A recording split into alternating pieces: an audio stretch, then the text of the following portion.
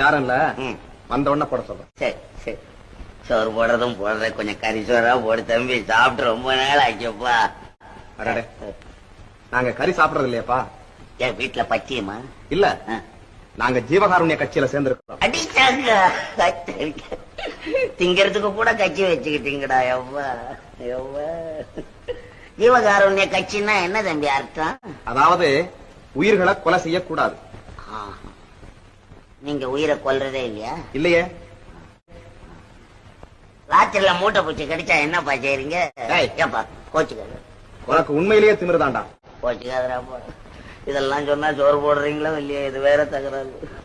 எப்பா ஏதாவது 2 விஷயத்த போட்டு விடுறாப்பா, நான் போறேன். எப்பா எனக்கும் வாய் சும்மா இருக்காது. எப்பவும் நமக்கு ஏன் இந்த வம்பு, நமக்கு ஏன் வம்பு?